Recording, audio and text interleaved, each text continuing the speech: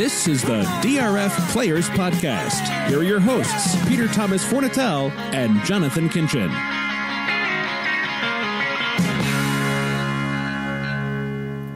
Hello and welcome to the DRF Players Podcast. This is show 340, I think.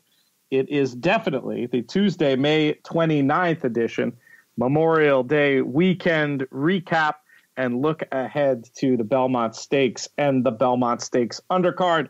I'm your host, Peter Thomas Fornatel, back with you, back in the Brooklyn bunker with Muggs, the handicapping Labrador, alongside. The tile in the bunker is cool, so she's deigned to join us again after her several weeks of protest, deciding to stay up in the salon rather than come down here with me. I'm back from Disney. Disney, I'm going to describe it the same way that I often describe the Kentucky Derby, a vacation after which you kind of feel like you need a vacation. The head is a little bit dizzy from all the running around, but fabulous time down there. Thanks to many of the listeners for sending along their suggestions.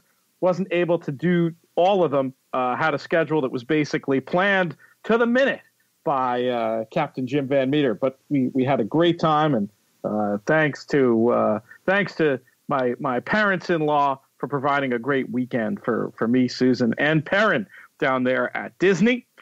Going to be joined today on the show as ever by my co-host. He had kind of a rough weekend, folks, in tournaments. Some tough photos and some rough around the edges. So I'm not going to make fun of him today. We're just going to bring him in from the planet Texas. He's the people's champion, Jonathan Kinchin. What's up, JK? What's up, PTF? Did you bring me home any Mickey Mouse ears? I didn't know you wanted them. I did bring back a pair of they're sort of like pink Minnie Mouse ears. I got them for Perrin, but they would look good on you too. I'm into headwear, so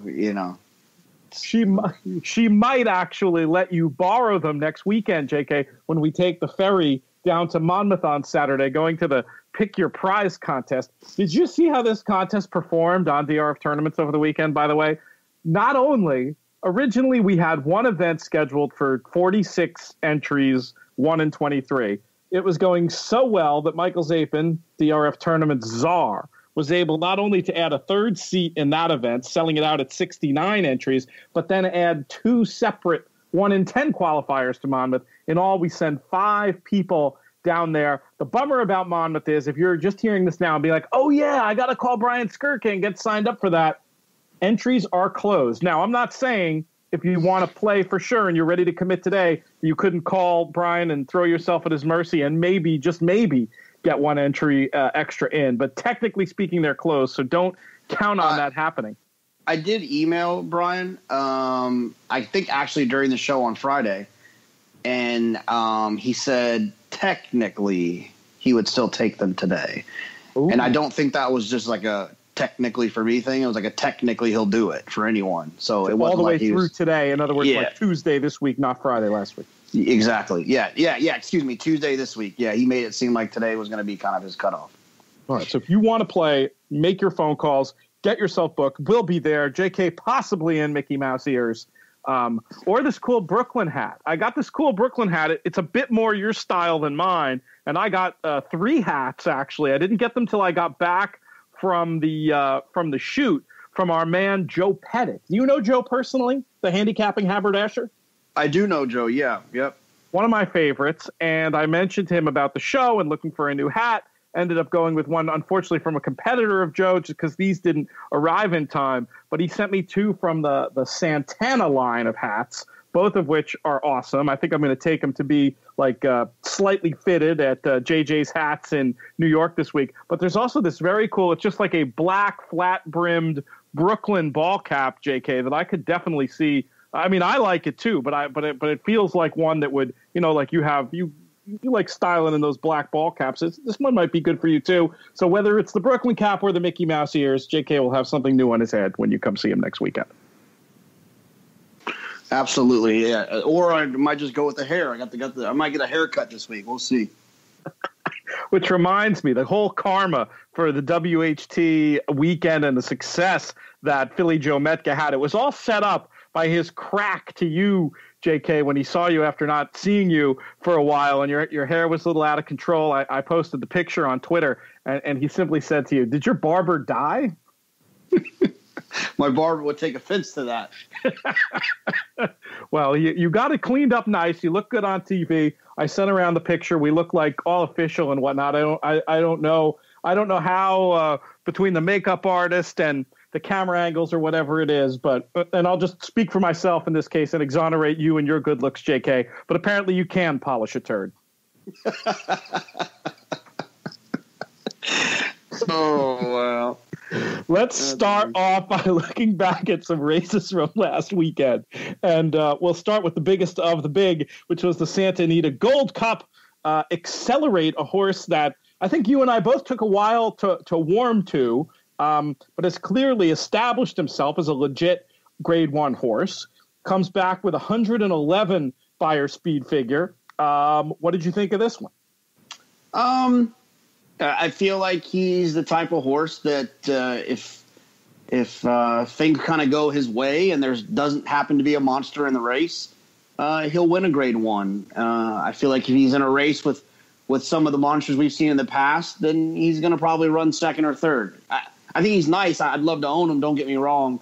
Who's left? When you talk monsters, who are you thinking about at this point? Well, exactly. That's good for them for keeping the horse in training and keeping him around. Like, you know, that's one of the things that I think our sport can learn from is if you can keep these things around till they're 4 or 5 years old, let them fully mature, let them develop, you can end up getting some really, great top class animals to perform in Grade 1 races. But I just don't. I'm not gonna book a flight to the win so that I can get this horse at 10-1 to win the Breeders' Cup Classic.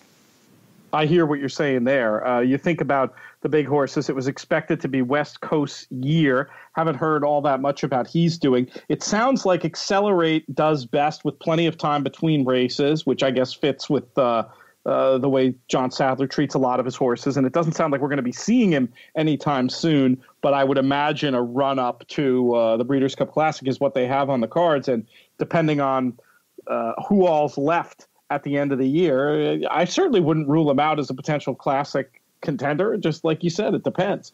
But good to see him win, just because it is nice to have another horse firmly entrenched as a legit Grade 1 horse, and good for the Gold Cup as well. A race that's had some not necessarily the strongest fields in the last several years, and to get like a legit looking 111 Beyer Grade 1 performance out of it is just can't be anything but a good thing for racing.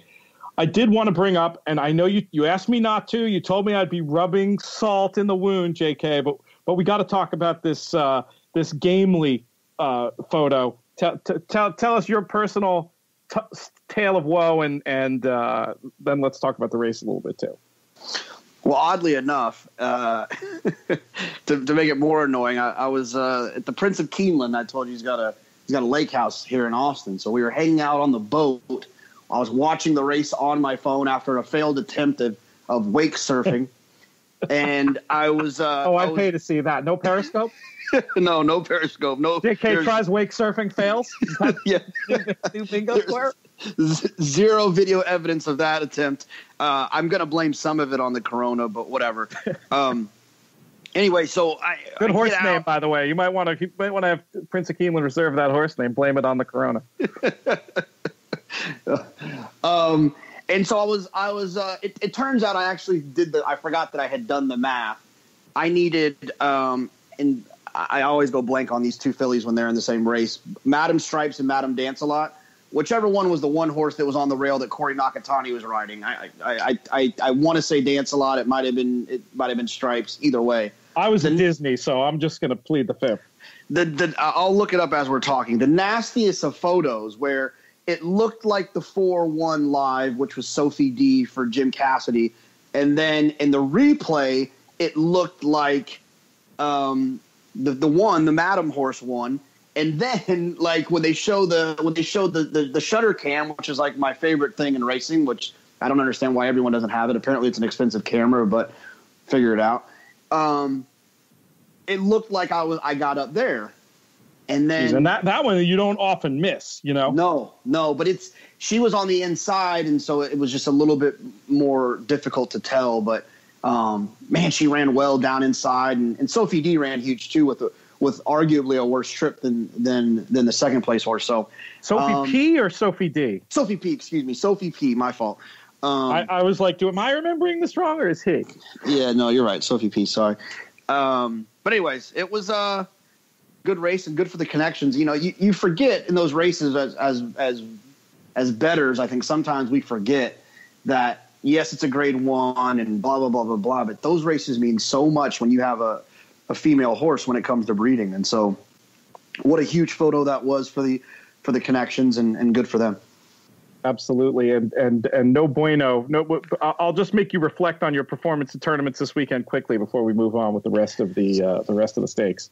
Yeah, no, I mean Michael Zapin deserves credit for the idea of coming up with the 1 in 10 late on Monday, but JK deserves credit for making those events go.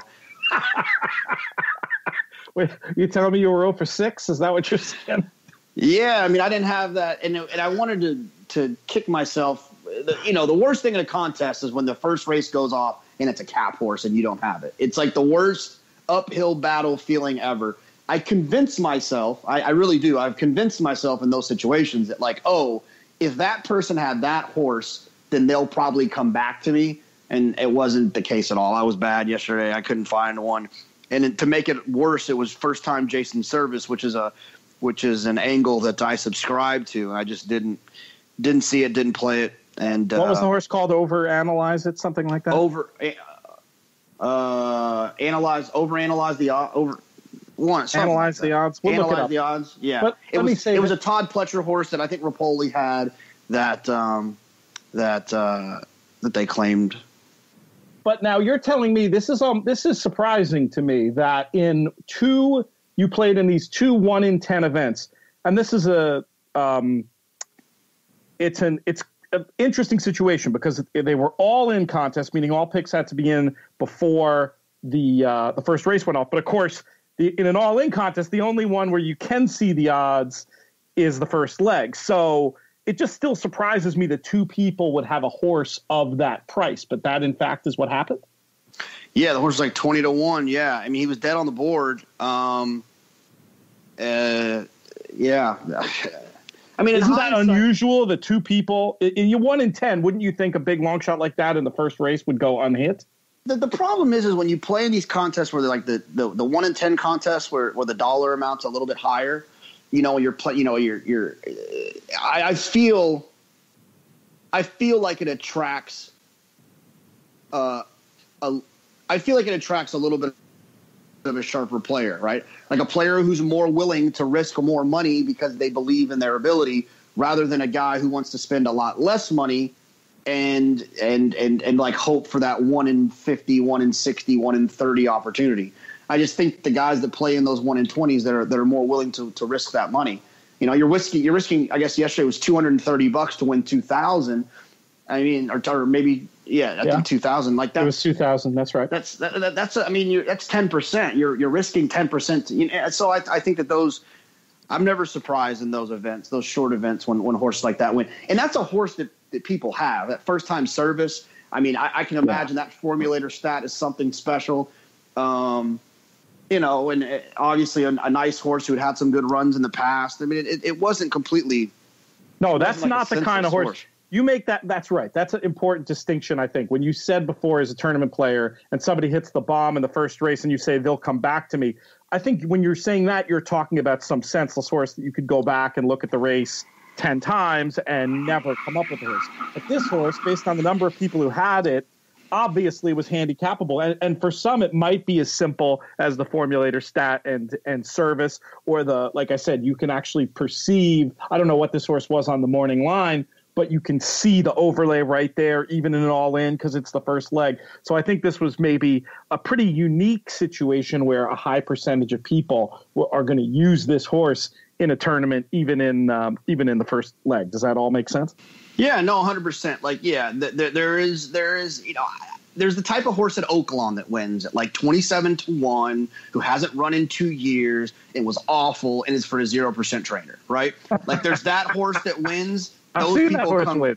I've been knocked out of some picks by that horse. Yeah, those people come back to me. Now, the guys who analyze the odds at 20-1 first time service, and off of Pletcher and Rapoli, who had the horse, who clearly, I think that a lot of people think that you can't claim off of those guys. I actually disagree. You're claiming. When you claim off of people like those guys, Chad, Belmont, Baffert, yes, maybe maybe there's an idea that you're not going to be able to move them up off of a great trainer. But if you do take the time with a horse that maybe them and their owners didn't want to take the time to work with, you're going to get a horse who's got great foundation, who's well trained, who's been cared for, who has been fed well, who's been had the attention he needs when there's an injury or whatever. You're getting a horse who has a lot of bottom to him, in my opinion. I wouldn't paint those trainers that you mentioned with the same brush at all. I think their approaches are so different, at least Mott from the other three that you mentioned. But I know what you're saying, and I think the point still holds that even with trainers who are known for being like more, I guess the word is maybe aggressive with their horses than Mott is, there's still an opportunity if a horse is tough enough to have made it through a program like that to find a little more, especially probably in the hands of some trainers more than others, if you follow my cryptic comments. Yes. All right, let's get back to talking about some of the races over the weekend, and we'll move on to the Whittingham, and It's in the Post, who comes back with 100 buyer speed figure back onto winning ways for Jeff Mullins. Did you see this one? I did. I tried to get a little bit brave. We talked about on the show, and in contests, I tried to use Kinji Storm, who ran well, who It's in the Post, ran down late, and in the last, probably 50, 60 yards, got up. What a cool horse he is, right? I mean, this horse just, you look at his PPs, there's a whole lot of ones there. And especially a whole lot of ones since Jeff Mullins has got him. I was wondering why Julian was up, and then as I started to kind of follow along, I saw that Tyler had a spill and he wasn't 100% yet, and they decided that he didn't want to put the horse at risk of losing by not being 100%. So he kind of stepped aside, and very classy by all the connections there by bringing Tyler along, and Tyler was in the picture, and Tyler was there for the post-race interview, and he was very emotional. Obviously, this horse means a lot to him and has given him a lot of joy and a lot of success with winning these graded stakes. And I think he's really good, man. I worry that he's not so much the type that's going to ever win the Breeders' Cup, turf, but I just don't think he'll beat the horses that come over to run against him. But he's definitely a horse that you'd love to have in the barn, and one that's a ton of fun to watch. And he's a 6-year-old gelding. I'd imagine we'll see him for a couple more years. I've been a fan since he upset us at Keeneland on one of the contest days. I guess that was last year. Showed some real mettle. Who's us? Oh, you used the horse? Yeah. I liked the horse. Remember that angle we talked about, and it doesn't even mean anything, to be honest, is like, I didn't understand why he didn't stay home and run in the San Juan Capistrano, why they would bring him to run on a softer surface and ship him all the way over here for like another $100,000 in the whatever. And so I was like, I'm using the horse because I don't understand that. Much smarter than me. He knocked me out of something that day, but won me over in the process, and has since been on quite a run. Good horse to have on your side no matter what. Did you watch the Desert Stormer, the Marley's Freedom one for your close personal friend with a 105 fire speed figure? Well, he just FaceTimed me in, so I didn't actually watch it. I'm joking. I actually didn't see that one. Like I said, I was trying to unplug a little bit, which is, as a horse players know, is a very hard thing to do. Unplug while playing 10 contests? Is that? Yeah, exactly. It's not easy. I didn't see Marley's Freedom. I heard, but just let me back up 1 second and say one more thing about It's in the Post. Oh, please. It's in the Post is another one of those horses that was wide on the Keeneland turf course who's come back to run well or win. Just to throw that out there. Excellent point. Might have been and when you see, that's sometimes an interesting way to look at bias, actually, is when you have a horse who's so consistent and runs their race every time. Now, I don't know what the figures came back and if the figures back this up, but just based on the form, when you see one who always runs well, and there was a situation where they were probably expected to win and they didn't, bias can and the way a racetrack is playing can often be the excuse for that, and it may well have been the case there. Shall we move on to the Shoemaker Mile then and Hunt? Well, I do have a question about Marley's Freedom, and I forgive me for asking a question that I don't know the answer to. But I hate it when you do this, especially. I'm just curious, especially now because I'm not at all prepared to answer. I just want to know, being as checked out as I was over the weekend. Do you have any? Have you heard anything? Read any article? Heard any reason why Marley's Freedom was taken from Bob Hess? Was it a purchase? Was it a purchase or something? I have no idea. Okay, well, this is his first time Baffert. We'll look into it. I was just curious because I don't know the answer. I hadn't seen it anywhere. And I don't know if there is a public answer. If it's just a thing that happened, an owner change, or whatever. So I just thought it was interesting. She had run well for Bob Hess, and then suddenly showed up for Baffert. Oh, and that's a few big races in a row now, but quite possibly in the recap, which you could find on DRF.com right now. I'm still, getting back into the swing of things after the long weekend away. And I think the last race, we had a couple more we wanted to talk about. One was Hunt in the Shoemaker Mile for Phil D'Amato and Flavian Pratt, 106, very strong in the speed figure department. Any thoughts on that one?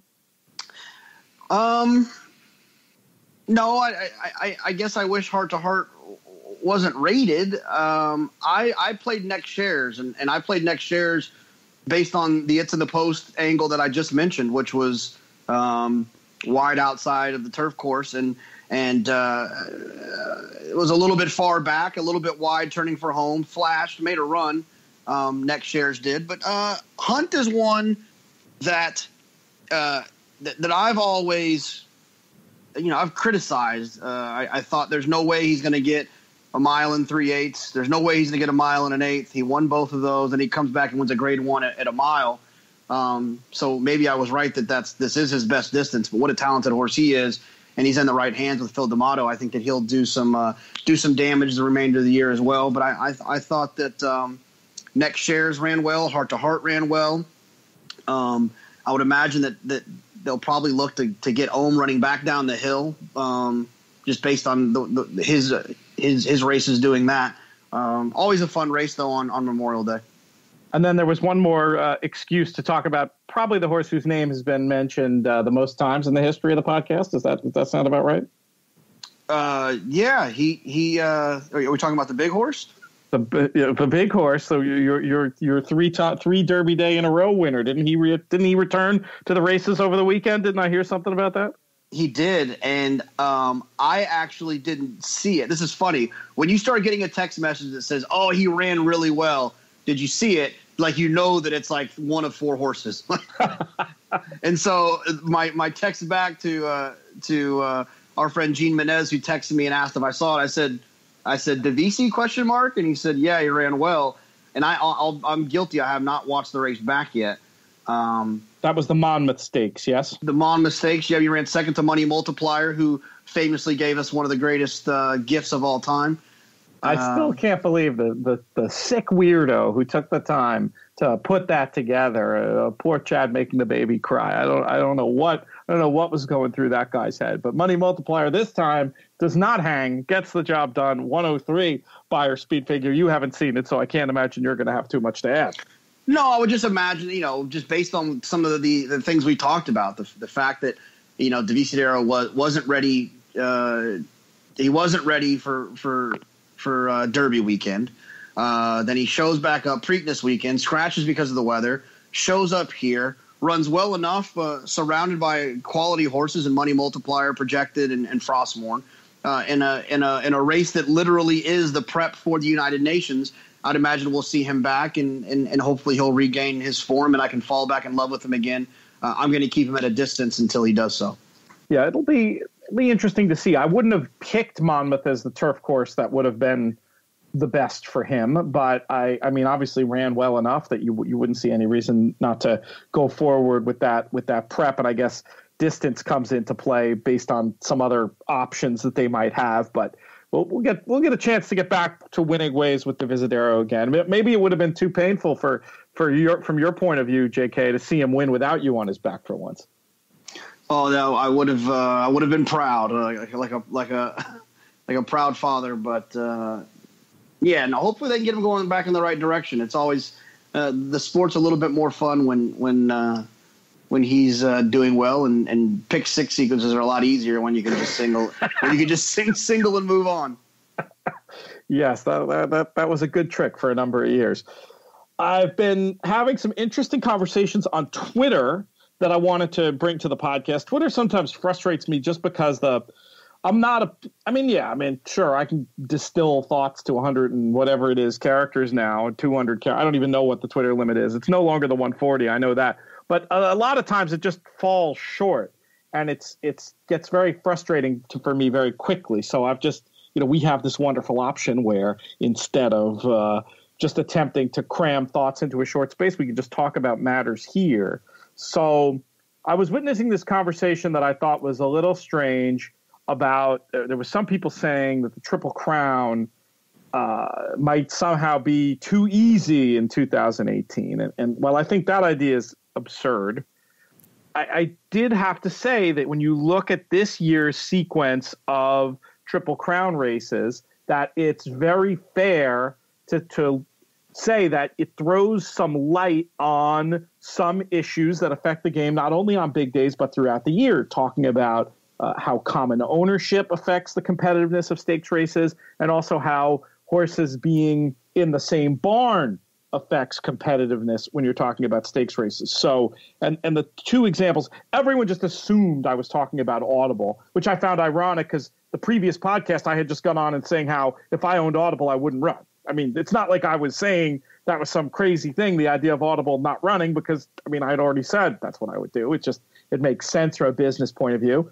The horse is being checked out apparently has some issues as well, making it, you take that at face value and it becomes an absolute no-brainer not to push forward with Audible when it comes to potentially derailing and taking on Justify in his Triple Crown bid. But the horse I was thinking of even more was Axeman.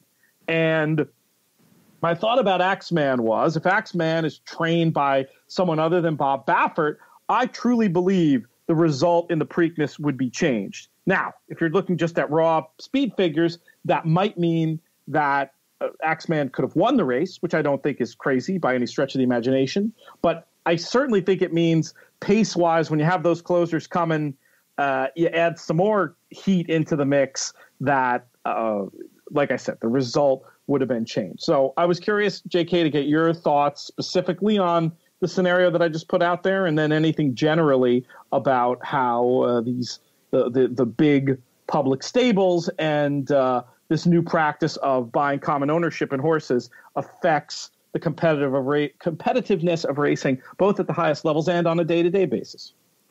Well, I mean, it's unfortunate, that like you mentioned, you don't see a horse like Axeman show up in the Preakness, and we're not going to see a horse like Audible show up in the Belmont. However, it's America, and the only other way that I feel like it could be controlled would be like kind of gross, limiting the amount of stalls that Todd Pletcher can have, or limiting the amount of horses in training that Bob Baffert could have. And it feels like kind of like communism. Like, hey, look, Todd, you can only have 10 good horses, and then we're going to give those other 5 good horses to like other trainers that aren't as good as you.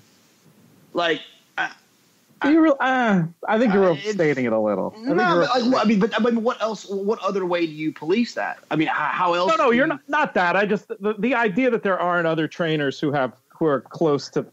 I don't know. I'm just not. Look, those operations are awesome, and I'm not meaning to knock them for a second, but I reject the idea that there aren't people who are like near enough skilled that there'd be much drop off if they did limit the size of of the public stables. That's all. I agree with part you. I'm objecting to. And I'll also piggyback, and then I'll give it back to you.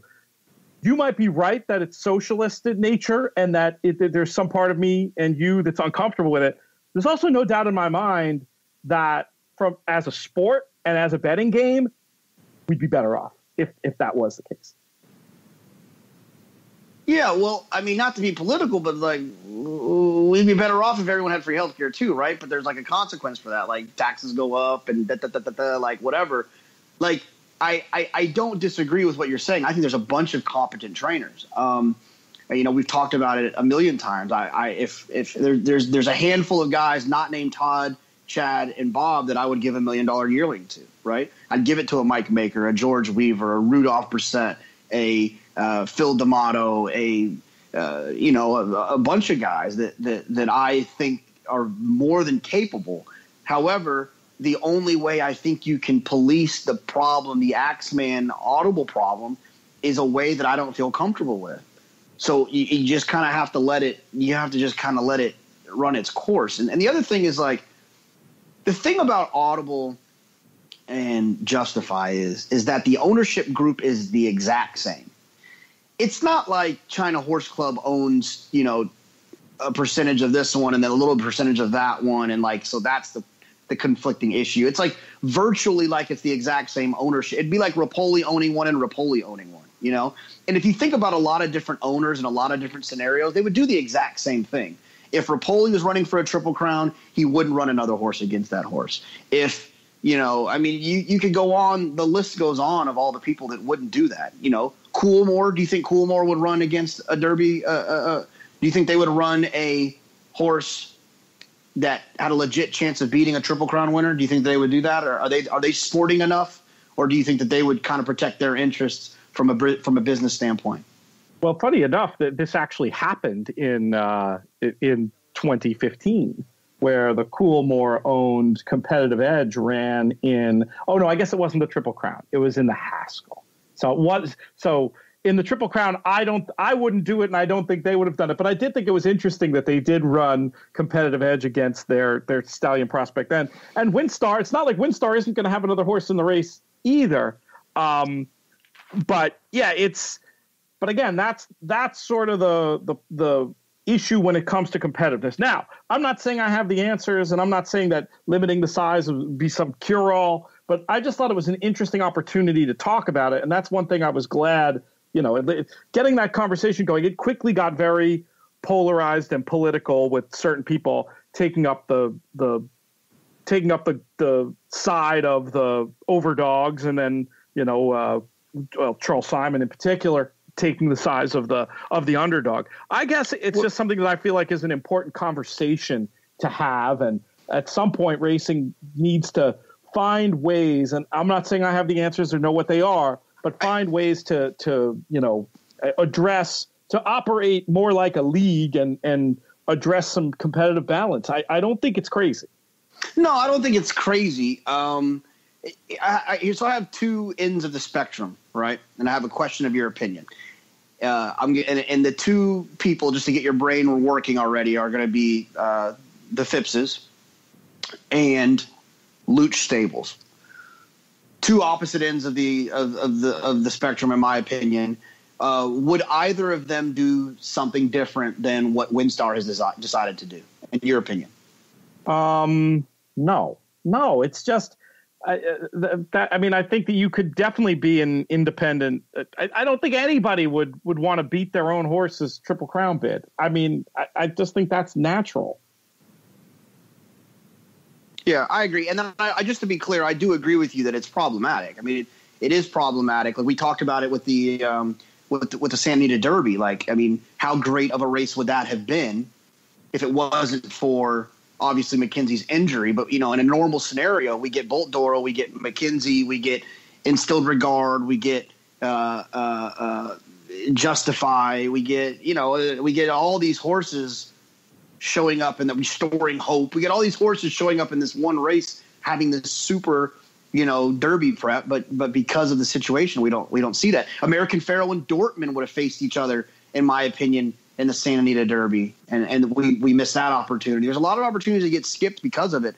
Unfortunately, I can't think of a way to fix it without being too involved with people's business and letting them, run their business. We got a private message that both of us did this weekend, Pete, about the justify Coolmore, is it happening, is it not happening thing, and about kind of proving that it's not really it really is kind of a no-brainer. They're a for-profit organization, and there is a lot of risk still in what kind of stallion he's going to be. And if someone's really willing to write you a check that large, and you're a for-business operation, then go on with it. And it's the same way I feel about protecting his Triple Crown bid as a for-profit business. God, you don't want to turn away that kind of opportunity just so that you can put on your sporting hat and have people smack you on the backside and say good game. Like I understand why it's happening. It's just unfortunate. Of the two issues, for me, the one that I'd be the more interested in looking at more closely would be the public stable size as opposed to the common ownership side. I mean, the common ownership side, it's just tough to avoid for a number of different reasons. Though maybe somebody out there would have a different opinion. It is also interesting that Noble Indy is going to show up. Now, I saw more than one person on Twitter talking about how they thought that there could be some sort of Pletcher double team with Vino Rosso, Noble Indy against Justify. There's no world in which that's going to be the case, is there? I mean, again, the WinStar common ownership. Yeah, no, I don't think so, and I don't see that happening at all. And the other thing is that from a standpoint with Audible, it's like the Belmont's not necessarily like this like sire making race. I mean, it's obviously a classic and it's a grade one and it's very important. But you're no better off winning the Belmont than you are winning the Travers. I wouldn't say the Haskell just because it's at 1 1/8 miles. I think the Travers is probably. I think you're probably better off winning either the Haskell or the Travers than the Belmont in just commercial breeders' minds. Right. So a mile and a half is a minus. Yeah. Why bring this horse back in 5 weeks, which is still kind of fast for a Todd horse, right? Off of a kind of a long 3-year-old. That's comical, campaign. But it is actually correct. Yes. Yeah. Which is like, he's been on a pretty tough campaign trying to get to this situation. What's wrong with just taking a step back and getting him ready for those summer races that are going to do the exact same thing for him in terms of his next career? There is something very interesting when you examine how the common ownership affects tactics. And somebody brought it up about the ride that Quip got in the Preakness. Granted, I don't think any of us have really seen it at this point, given the state of the fog. But the idea that Quip campaigned by different ownership, the horse was such a no-fire that who knows. But here it did seem like here's this horse who seems like he's very strong early, restrained from the rail. Was it restrained or was it that it didn't break? I guess the point was that in other connections' hands, you might have expected Quip to just, boom, go away from there. And you kind of knew that wasn't going to happen. I just wonder at some point with this common ownership stuff, if you get back to a point where to protect bettors, you need to look at recoupling these horses, which I can't believe I'm saying because for years I was somebody who thought it was crazy, all the coupling to prevent, conspiracy theory about group riding tactics or whatever in these major races. But you can kind of see as it becomes more and more prevalent, the idea of why running horses as entries when they share common ownership actually makes sense and protects the bettors in some ways. Yeah, no, absolutely. I mean, I think it's definitely something that you can look at. I think there's probably more negatives to having coupled entries than there is positives, but that you definitely did point out one of the positives. So I'm always open for debate, but I prefer the uncoupled version. Well, sure. I mean, it's better for bettors and it's better for in theory, it's better for gamblers. It's obviously better for the tracks. More individual betting interests you have, the more money will be bet and turned over on a race. That's just economic fact. But when you get to a chance, I'd rather use theoreticals because I don't want to be like purporting conspiracy theory here. But if a horse is being ridden in a way that isn't giving that horse its best chance because of common ownership, that is not fair to the bettors at all. And at the same time as I'm saying that, I can't imagine a world in which certain horses with common ownership would be ridden in a way to not decrease their stablemate's chance of winning. So it's a conundrum. All this stuff is a conundrum. It's not about easy answers. It's not about I'm right, you're wrong. It's just something that I think as an industry needs to be discussed and looked at and see if there are some ways to address some of these issues, I guess is what I'm trying to say. Yeah, I guess I struggle with, well, what's the difference between like not being ridden with his best chance to win, i.e. a rabbit, right? Which is your example that you're giving. What's the difference? Well, I know it's not your only example, but that fits your example. I'm giving like almost the opposite example of that, talking about the Preakness, but it's in the same ballpark. Flip side. So, but what about if like, but what's the difference systematically if you're talking about a horse who's being being rated to make one run as this is a prep race. We're not going out to try to win the race. We're just going to take back, make one run, learn a little bit, get him back in form. Like, do you find that to be problematic for the bettor as well? Or is that part of like the handicapping puzzle that we're all trying to solve? Yeah. I mean, in truth, if you're asking people to bet on something, I mean, you do hear people say that.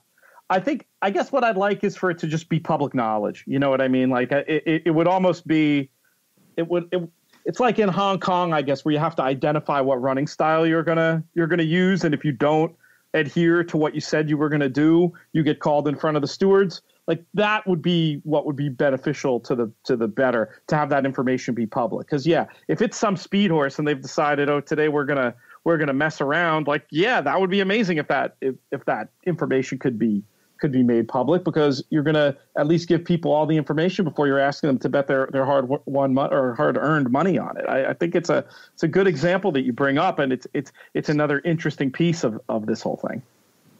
100%. All right, let's move on to talk. You mentioned about the Justify stud deal. I'm glad you mentioned that. Yeah, I had people chime in from all corners of that debate. Some saying it sort of agreeing with my initial surprise about it. But then, there was somebody broke down the economics of it and just what a huge win at the numbers that were being discussed. If those end up being accurate, what a huge win that would be for the operation. I just wanted to say, I'm glad you expressed that point of view, just because, I think we don't really know anything about the breeding business. We probably know just enough to get ourselves in trouble. But I think we're both fascinated by it, and we like to talk about it. And a lot of listeners like when we talk about it. But that was very interesting, just looking at what the horse, how much they have into the horse versus the many factor of gain that it would be. And like you said, for a for-profit operation, maybe that does make sense. We're going to learn a lot more when we find out if and what the actual deal is, which should be information that should be coming up. Here was another ridiculous one that I somehow got myself in the middle of, and I think I just didn't word the tweet well, JK. And it was about when the news came out, which ended up not even being news. Somebody had put out there that that laptops were not going to be allowed on Belmont Day. Now, it turns out that laptop bags, I guess, are not going to be allowed, but you can bring your laptop in a plastic bag. Anyway, I had said, just knee-jerk, without thinking about the wording, there better be an exception for people putting up, 10 dimes to play in the contest. And a lot of people, some of whom were trolls and borderline trolls, other of whom were sharp people, said, well, Pete, are you saying that the big bettors are more important than the $2 bettor who might want to bring their laptop? And that is not what I was saying. What I was saying, I was looking at it. Now, I guess maybe I had my contest operator hat on, JK, just, so close removed from the World Horse Players Tour debut. I was really thinking if they don't have an exception for contest players, they're going to lose half their field because people just aren't going to play. Whereas in my mind, the $2 bettor who needed the laptop to play has the option of staying home and watching the Belmont and betting the Belmont and getting a good experience that way. Whereas the contest player doesn't have the option of playing from home. And that's why I put it that way. But then I also wound up having to explain to some folks that bigger players do have competitive advantages over them, just like the way that life works in the form of, various VIP treatment they might have. And then actually even competing at the windows, the big players get a better price than the small players. What could be a winning wager for a big guy is a losing wager for the small guy because of rebates. That's just economic reality of horse racing. So talk about one that you can't fit into 200 characters. I can barely fit it into a 2-minute talk on the show. But I was curious to get, I mean, obviously the laptop thing is a non-issue. Like we said, they can go in, they just have to be in plastic bags. Doesn't matter if you're a $2 better or you're going to handle 20,000 on the day. So don't bother commenting on that part. But if you had anything to piggyback in terms of just this issue, JK, of what's fair for bigger bettors versus smaller bettors, or really any end of the chicken you want to grab here. If we go to the airport together, PTF, and we're getting ready to go through security, and that long line where like the regular people go, and then there's like the TSA pre-check line where I'm going to be going, I'm leaving you, Pete. You're going to go by yourself. And it's not because I'm more important than you. It's because I paid the $80 to be a TSA pre-check person, so I don't have to wait in that line. So to me, that's fair. And if there was a situation in which, I think I've been to those situations where contest players who are putting up a significant amount of money get to bring their computers or whatever, and the other guys don't, I don't find that to be unfair. Playing the contest, you can bring your computer. People were freaking out, man. They were freaking out about it. And I kept saying, like, look, in an ideal world, everyone, and this is, hey, for once it's an ideal world, everyone will get to do it and play by the same rules. But that's interesting. You think I even just straight up shouldn't have even bothered to apologize for it? You feel like the bigger player deserves that advantage because it's bought and paid for? Is that essentially what you're saying? Yeah, I mean, and look, I'm not saying that I mean, I think the rules silly in general. I mean, I'm always fine with safety. Like, I don't want to say that it's like dumb, right? Because I do find that we want to be safe, especially in this environment and whatever. I get that, but I also think there needs to be reasonable too. Like, I would imagine they'll have the airport metal detector thing set up, so.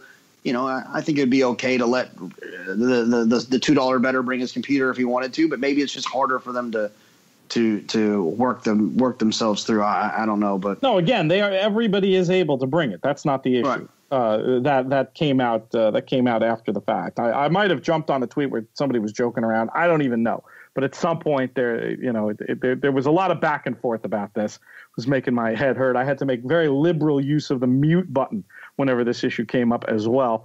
But I mean, on another level, I don't get it like at all. But in terms of the laptop bag or whatever, can't you just search it like any other bag? But whatever, it is what it is. The important thing is players who want to be bringing their computers in can. I will not do it just because it's just always too crazy of a day and Wi-Fi issues and this and that. I'll try anything I need to do on the computer. I'm going to probably try to just do at home before I go. But how about you, JK? Will you be bringing your laptop and participating in the Belmont Stakes betting challenge? I will be bringing my laptop and participating. And I don't know if I guess I'm gonna put it like in a garb. I mean, like, what do you do? Just like get a bag, clear from the plastic grocery store? Bag. Yeah, I think it needs to be a clear plastic bag, if you can believe it. So I know they have like these clear backpacks that like people have like, I think a lot of, it's sad to say this, but I think a lot of schools across the country have like gone to clear backpacks. So maybe I'll look at if I can find one on Amazon. I mean, I feel like an idiot the rest of the time. I mean, I get on the train in New York with a clear backpack with a computer in it. Seems a little silly, but what else am I going to do? Just take an Uber. You'll be fine. Couple other things from listeners I wanted to go to. Two ideas that relate to tournaments. One has to do with a potential for doing a live show, not unlike our Outplay JK broadcast, but trying to do a live online contest where somehow cut lines factor into it. And I was trying to think this through and think how it could work, and we haven't talked about this off air. So this will be a full brainstorm possibility. But the idea that maybe even after as few as 3 races in a contest, you could have a cut line, cut down to half, say. And then after another 3 races, you could have another cut line down to, say, like a final table situation of however many players you wanted to have left. And then those players could play the final 3 races and you try to find a way to do this in a 2-hour time window, like an Outplay JK, where we actually end up with a final table and can maybe, do some real contest strategizing, etc. Just, I think Tim was who sent this in. It was an idea just to try to come up with another fun broadcast concept. And I'm interested in it because as much as fun as the Outplay JKs are, we have to get some folks to sign off on, potentially paying for some folks' free entries going forward. And what I liked about this, JK, is it's a chance to do something maybe special and fun that wouldn't have to put any marketing partner on the hook for anything and might still lead to some amusing conversations, etc. What's your first blush to that idea? I like it. I mean, I like the idea. I think the cut lines and the mandatory blinds that are raising. I like the idea that those put an emphasis on picking winners. I think that when you have contests that emphasize picking winners, which is ultimately what this game started off as, I think that there's something to that. I mean, there's a lot of things that we can all do in the long term with value. There's a lot of things that we can do to be a winning horse player. There's a lot of things that you can do with betting strategy to take advantage of value opportunities. But sometimes in the purest form, it's the most fun to see how many people can identify which horses are going to cross the line first. And hey, nobody's saying that value wouldn't count either. It's just you have to consider both pieces of the equation. Right, obviously, you're going to still get more points for your value horse, and that's still going to help you. But when you only have 3 races to make it to a certain amount, it is going to put more of a benefit on just picking the horse that's going to win. And it makes you really sort of dial down into your opinion and choose who you like, which I think is ultimately one of the biggest differences to me between contest play and daily play. Daily play has always got to be a value game. You're not, honestly, professional horse player, in a lot of ways to me, you're not betting horses, you're betting odds. Right. If you give me 12 races a day and you can give me a guy who can guarantee me a $60 horse or, on one of those 12 races, or you can give me a guy that can give me 6 winners of those 12 races, I can make more money with the 6 winners than I can with the one $60 horse. With multi-race bets and all types of different things, I just feel like there's more to be had there. I find that to be a more valuable, handicapping strategy or influence. And finding 6 winners, not despite the price, but finding 6 winners versus finding one horse at $60. Well, I think you want to look at it too in terms of the concept of variance, right? Like and I think that's where that comes in. It feels, if this is some theoretical world where you're definitely going to get that $60 horse, well, then maybe we have to have a longer discussion about it. But in reality, the skill set that can find that $60 horse is going to have whatever it is, 40 race streaks where they come up with nothing, whereas somebody who can pick a crazy amount, and obviously you're 6 out of 12 or whatever example you gave is an exaggeration, but the ability to find winners like that, I mean, it's incredibly important. And in contests, I like the idea that both skills come into play, where for the theory of the contest, you need to focus definitely more on higher probability outcomes than just picking your value horses. But both skills come into play, which is why I like the idea of this format, and think maybe, just maybe, we should think about trying to do something like this. Any other thoughts on that idea of trying to do a 2-hour contest with like a rapidly approaching cut lines, maybe at 3 races and 6 races? We have to think it through more. Yeah, it sounds like a ton of fun.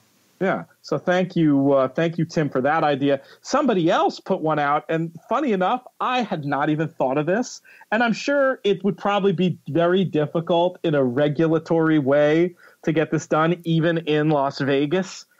But the idea was mooted of, what if at a future WHT event you could have betting on which player would win at the final table as a way of engaging your live audience, where their bet isn't just what they can make whatever bets they want, of course, but they can just know that, I want Skiba to win, I want Tony Joe to win, whatever it happens to be, and then sort of see what those picks are and root along with them. What do you think of that concept?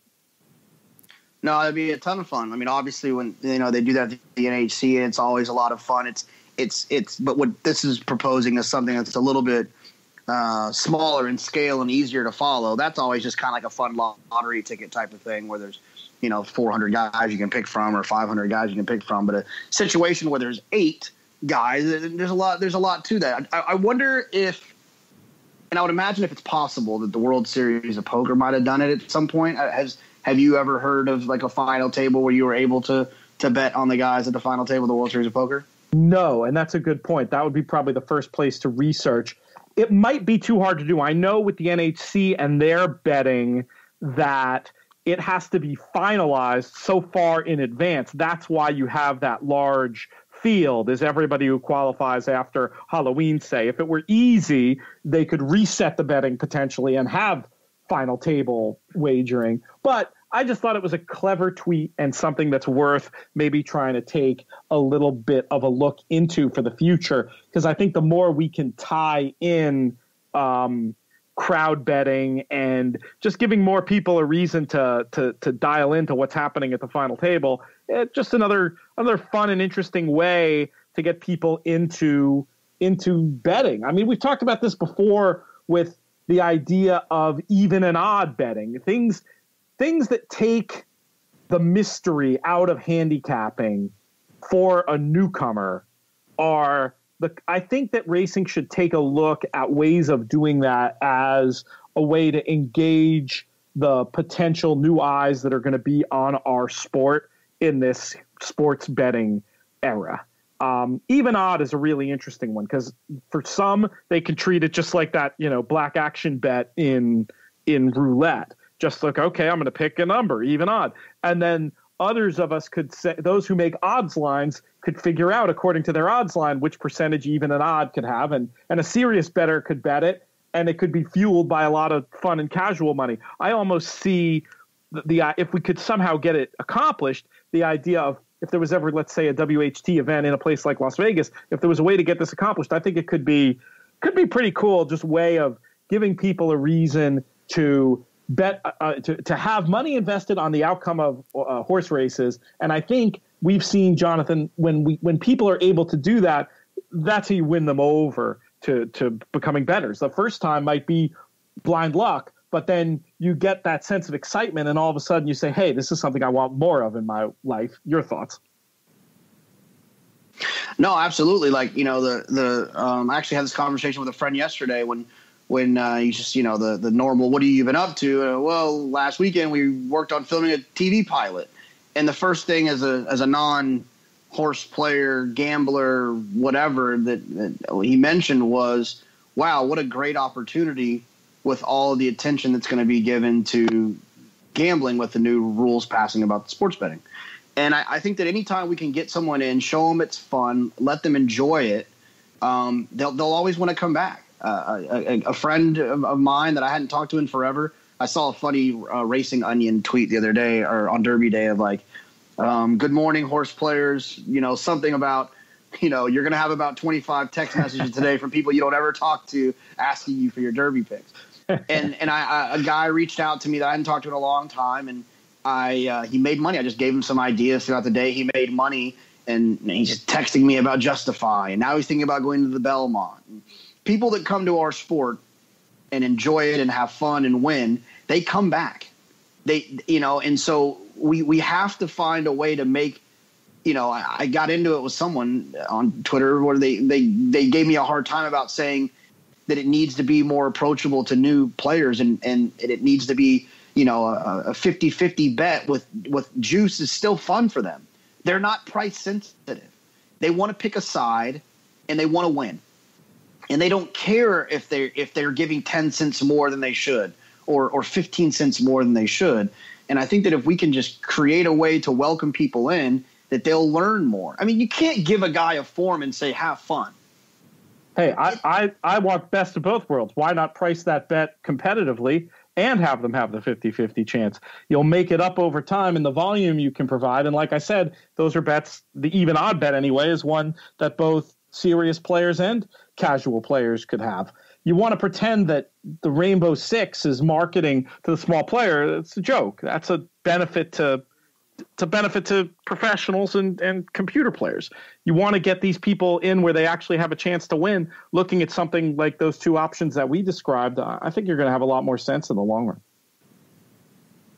No, absolutely. But unfortunately, we're in a place with government regulations that make it hard to price it as low as I think we would like. And there's so many. That's going to have to change. It's going to have to change. And hopefully we can get it to change. But I don't think that like throwing our hands up at what we can get now or turning away what we could get now to help grow it because it's not perfect. I think it's problematic. I think we should. I think we should take what we can get, and in the meantime be growing, and then continue to push. I'll be honest with you. Like we've talked about this privately, but I'll say it out loud. Like. That's my approach with like the NHC Players Committee. It's my approach with the Breeders' Cup Wagering Committee is, and Paul Matisse and I have had these conversations at length. Like, yes, we have a bunch of great ideas, right? But some of our great ideas, these home run ideas, it's too much for them to move on at once. So let's just get some little things accomplished, show them that we have some cool ideas. And then as we get further along, it's a longer process. It's not just we want all these things fixed now. We want this done now. And if you're not going to do it now, then we're leaving. Like let's just take what we can get and progressively get it to move further in our direction. I couldn't agree with you more, JK. You're going to get a lot more done inside the tent than you are outside the tent throwing a rock at the tent. I think that's a pretty good metaphor between you and some of your friends on Twitter. What do you think? Well, I'm just shocked that I feel bad. I'm sure we had a few listeners say, I'm shocked we had a podcast where we talked about horse racing. Bizarre. All right, we are out of time. I had another 15-minute conversation. We'll move that to Friday. The topic, I'll just throw it out at you. Don't answer now. Don't answer now, JK, but for Friday's show, is Justify slowing down? It's going to be a good debate. We've got on this side of the ring, we've got the likes of Mike Watchmaker and Andy Beyer. On the other side of the wig, your close personal friend, Bob Baffert. Will be fun to chew that up and talk about it. And I'm looking forward to that conversation. But for now, I'm just going to thank you. I'm going to thank producers AJ and Craig, Willie Nile for providing our music. Tune into willienile.com for more from him. Travis Stone, the voice of the Kentucky Derby, as always, lending his tones to our intro. Most of all, though, I want to thank all of you fans out there for listening. We do this show for you. You're what makes it fun. We try to have horse players' backs when we can, discuss the issues of the day, etc. And hopefully we'll be doing it for some time to come. I'm Peter Thomas Fornatale. We'll be back on Friday. May you win all your photos.